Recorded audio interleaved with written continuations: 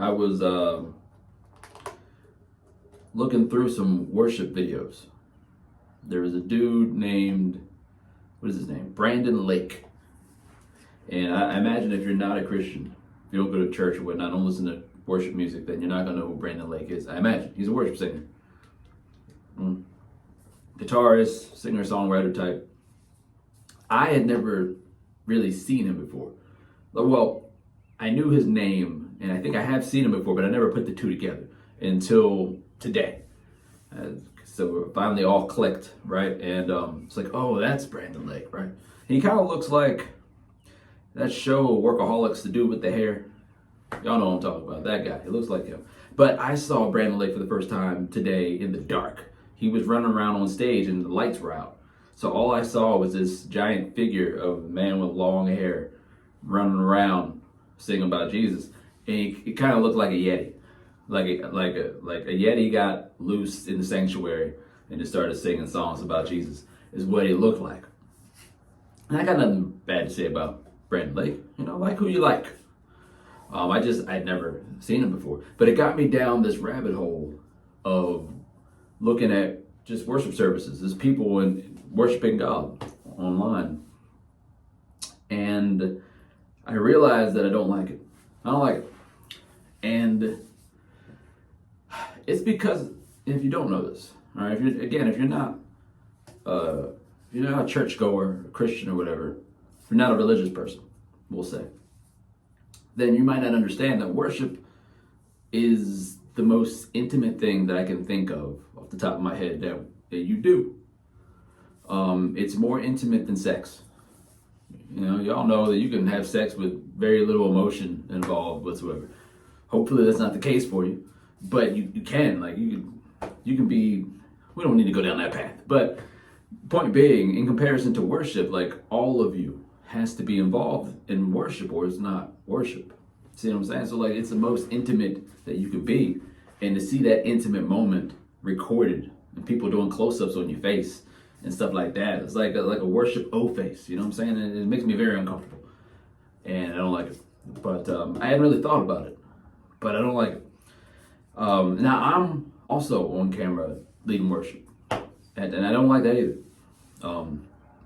Also too, I feel like if you're on camera, part of you is a bit performative, even if you're trying not to be. You're trying to be just you. I think it's hard not to be at least a little bit performative, I think. And that doesn't mesh well with worship either. So like I don't like it. Now I don't know what you do, because you have those videos where it's just lyrics. You could do that. But I guess that you don't want to just do that. And then there's those videos that has like mountains and waterfalls and rivers and stuff like that. And that's kind of lame. So you don't want anything like lame. And then there's like, you can do stills, but even that can get cheesy. Like there's some stuff where it's just pics of people smiling, or you know, a family holding hands and stuff like that, someone kneeling, and that can get kind of corny. So you don't want to go corny, but you also don't want to go like full on Yeti. For me, not quite my taste.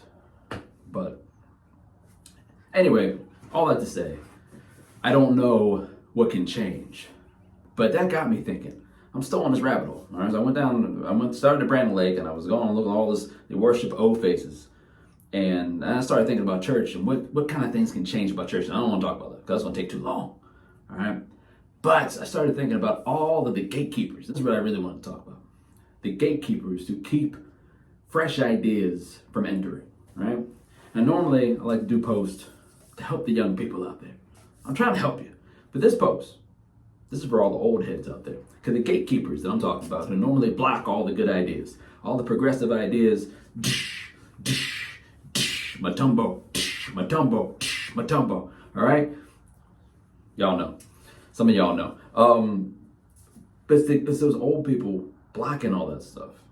And the fresh ideas got to get through, or there's not going to be any progress, you know? And old people, I love you, but get out of the way.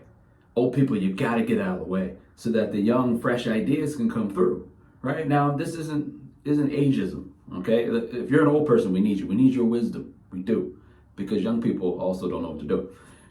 We need your wisdom, but only if you're going to progress, if you're going to evolve. If you're not going to do those things, You know, you have always have old people. You go to them with an idea, and then they say no, Matumbo, because that's not how they did it back in their day. And they're still trying to do things back like it was back in the day, but they're still trying to get today back to where it was, you know, in yesteryear. No, your time, your day is over.